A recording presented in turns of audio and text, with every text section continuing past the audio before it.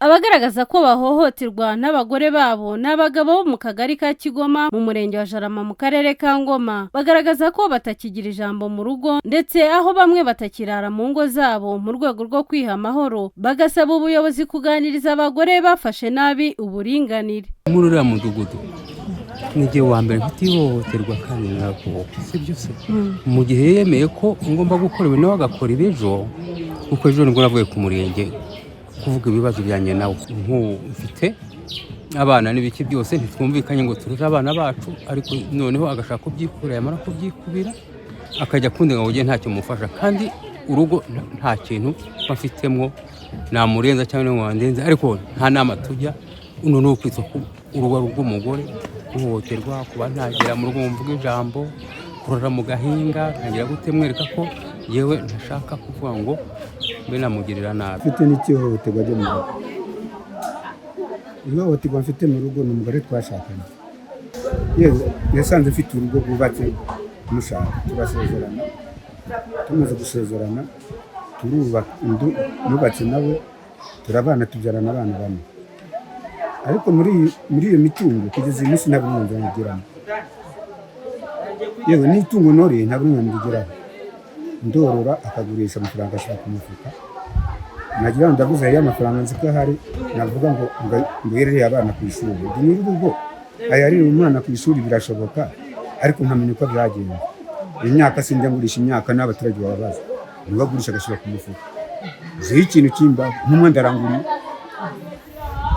ariko kose aranguriye nibaza urwo rugo mu Rwanda bigeze hagati. Umugore yaranyanze maze imyaka 10 aba mu cyumba cye ese igena mwanzi, yawe ndavuze akambwira ngo nubavuga baravuga, kandi byanambaye yo naravuze ko baramfunga. Leta inkurikiranire ivyaje n'umugore, umugore nkaba narubatse inzu ageze ajya guhindura ngo yagurishije iwabo aranyubakira kandi narayikuye mu mutungo wanjye.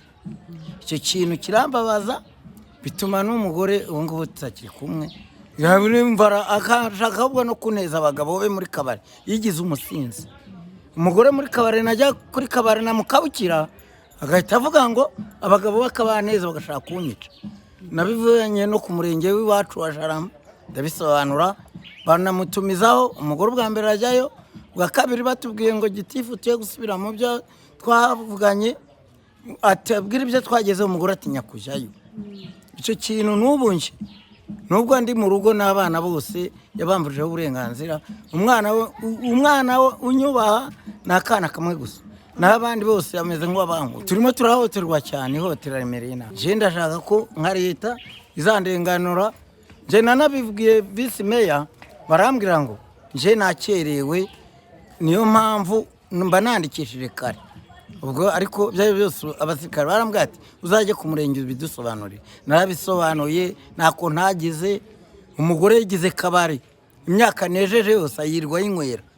Iki kibazo kirashimangirwa na bamwe mu bagore bemeza ko bamwe muri bagenzi babo babuza amahoro abagabo babo nk'uko uyu yabihamye. Barahari bahohoterwa pe. Abagore twihaye ngo n'uburinganire, ariko abagabo nabo bagahohoterwa. Abagabo kenshi bakunda kurega bitewe yuko bitwa ngo nabatwara burugo, ariko nabo barahohoterwa. Ariko arimo abagabo barengana bitewe no muri ubwo buryo. Umuyobozi w'akarere ka Ngoma wungirije ushinzwe imibereho myiza y'abaturage mu Kayiranga Marie Gloriose asaba abagabo bahohoterwa kumenya uburenganzira bwabo, ndetse agasaba bamwe mu bagore bitwaza uburinganire bagahohotera abagabo babo kubireka, bagafatanya kubaka umuryango no kuwushakira ibiwutunga. Ndetse umugabo cyangwa n'umugore nta n'undi muntu ukwiye kuba yahohotera mugenzi we. Icyo tubabwira ni uko umugabo n'umugore bafite inshingano zo kubana neza mu mahoro, bakarera neza abana babyaye, hanyuma bakarushaho no gushaka icyabateza imbere. Icya mbere tubagira inama no kureka ibyo bintu, icya kabiri ni ugukorera umuryango, ariko icya gatatu ni uko uwo ari we wese wananirwa kumva inama tumugira agashaka guhohotera mugenzi we, yaba umugabo cyangwa umugore, agomba kwitegura amategeko agomba kumuhana, kuko ni ibintu bisanzwe bizwi. Nta muntu wemerewe guhohotera mugenzi we. Umugabo nawe ni umuntu kimwe n'undi. Hari n'igihe umugabo ashobora guhohoterwa atabuze n'imbaraga zo kuba yagira ibyo wenda yamwishyura, ariko yaba umugabo yaba umugore afite uburenganzira bwo kugaragaza uwamuhohoteye, kandi leta yacu n'ubuyobozi bw'akarere kacu muri rusange bwiteguye kuba bwarenganura uwo muntu uri kurengana.